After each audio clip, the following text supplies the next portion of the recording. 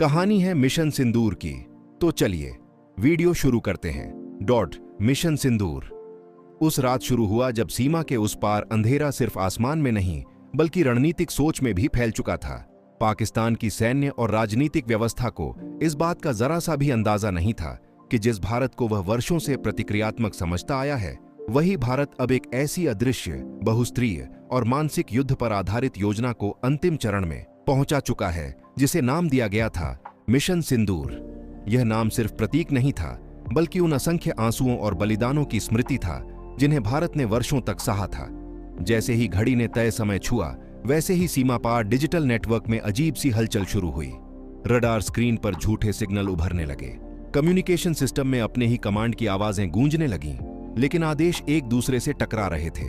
पाकिस्तान के operation room में बैठे अधिकारी समझ ही नहीं पा रहे थे कि हमला बाहर से है या सिस्टम के भीतर से।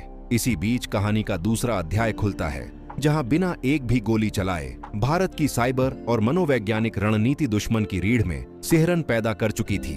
टीवी चैनलों पर अचानक ब्रेकिंग न्यूज चलने लगी। सोशल मीडिया पर अफवाहें नहीं बल्कि डर दौड़ रहा था। सैनिकों को लगने लगा कि उनके ही ठिकाने उजागर हो चुके हैं। रात के सन्नाटे में ड्रोन की भनभनाहट नहीं बल्कि डर की आवाज सुनाई दे रही थी। मिशन सिंदूर का असली असर यहीं दिखा, जहां दुश्मन को यह भी समझ नहीं आ रहा था कि वार कहां से हो रहा है। कहानी यहीं नहीं रुकती, क्योंकि तीसरे चरण में रणनीतिक भ्रम की ऐसी परतें बिछाई गईं कि सीमावर्ती पोस्टों से लेकर राजधानी तक एक ही सवाल गूंजने लगा, अब अगला कदम क्या है? आर्थिक बाजारों में घबराहट फैलने लगी। विदेशी सलाहकारों के फोन लगातार बज रहे थे, लेकिन किसी के पास ठोस जवाब नहीं था। पाकिस्तान की हालत ऐसी हो गई थी जैसे बिना युद्ध के ही युद्ध हार रहा हो।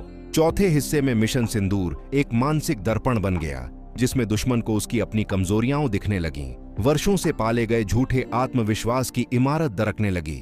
सैनिकों के मन में संदेह, अधिकारियों के बीच अविश्वास और नेतृत्व में घबराहट साफ दिखने लगी। कहानी का सबसे रोमांचक मोड़ तब आता है जब भारत चुप रहता है। कोई प्रेस कॉन्फ्रेंस नहीं, कोई धमकी नहीं, और यही चुप्पी सबसे बड़ा हथियार बन जाती है। पाकिस्तान हर घंटे एक नए हमले की आशंका में अपने ही संसाधन झोंकता चला जाता है। ईंधन, समय और मनोबल तीनों खर्च होते जाते हैं। मिशन सिंदूर अब सिर्फ ऑपरेशन नहीं बल्कि एक संदेश बन चुका था कि नया भारत शोर नहीं, रणनीति से जवाब देता है। अंतिम हिस्से में जब सूरज उगता है तो कोई विस्फोट नहीं, कोई तबाही नहीं, लेकिन हालात बदले हुए हैं। पाकिस्तान की व्यवस्था थकी हुई, भ्रमित और आत्ममंथन में डूबी हुई है, और भारत की तरफ शांति है, क्योंकि उद्देश्य पूरा हो चुका है। यह कहानी यहीं खत्म नहीं होती, बल्कि एक सवाल छोड़ जाती है कि असली ताकत हथियारों में होती है या सोच में। और मिशन सिंदूर इसी सोच का नाम था, एक ऐसा काल्पनिक अध्याय जो रोमांच, रणनीति और मनोवैज्ञानिक युद्ध की पराकाष्ठा को दर्शाता है।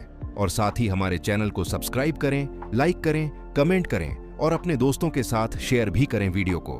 तो वीडियो यहीं पर समाप्त करते हैं। जय हिंद।